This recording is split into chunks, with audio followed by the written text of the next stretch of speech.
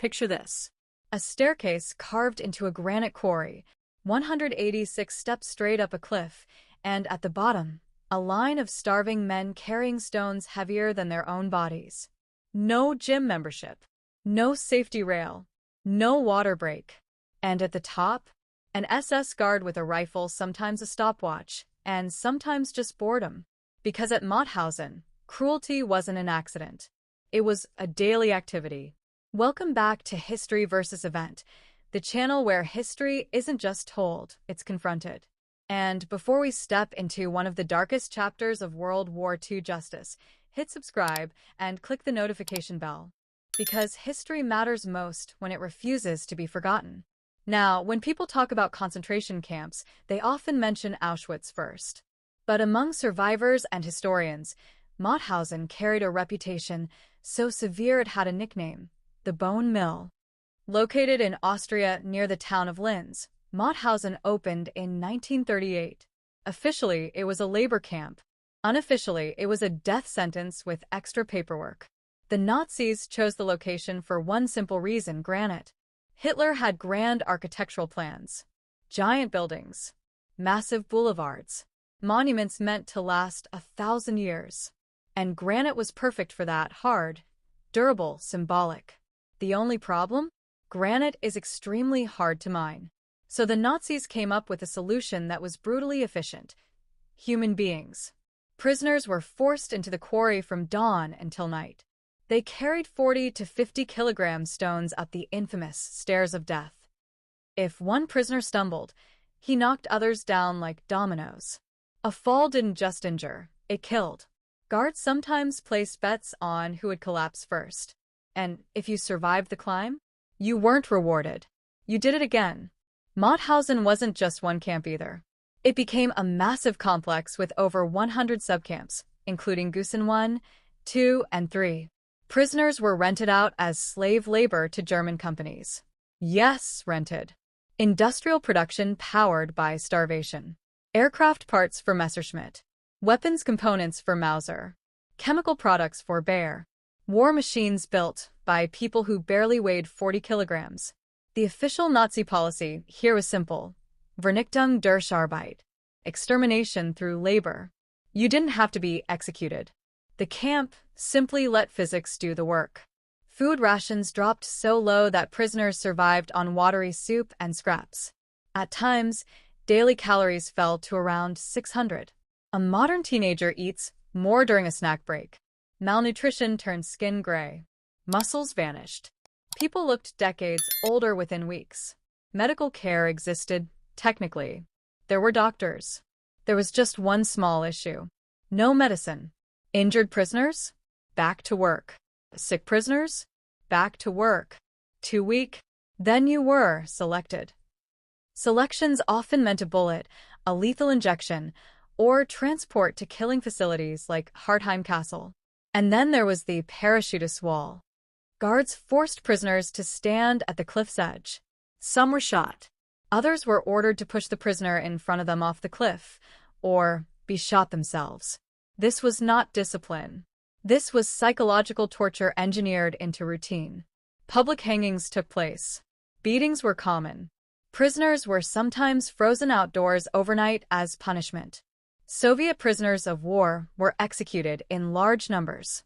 Spanish Republicans, Poles, Czechs, Jews, political dissidents, resistance fighters. Mauthausen accepted suffering from every nationality. Even teenagers ended up there. By 1945, roughly 90,000 people had died in the Mauthausen system. And then the war turned. Germany was collapsing. Allied forces closed in. The guards knew what was coming: accountability. Many fled. Others attempted to destroy records. Prisoners were sent on death marches. On May 5, 1945, American troops arrived. They did not find a camp. They found evidence. Living skeletons. Barracks packed beyond imagination. Bodies near crematoria. Survivors too weak to cheer but strong enough to understand one thing: it was over. But liberation created a new question. What do you do with the people who ran it? After World War II, the Allies faced a legal and moral challenge unprecedented in modern history. These were not ordinary crimes. These were organized atrocities. The answer became the Mauthausen trials, beginning in 1946. 60 camp personnel stood trial: guards, administrators, doctors, cooks, and officials. Some tried to claim they were just following orders.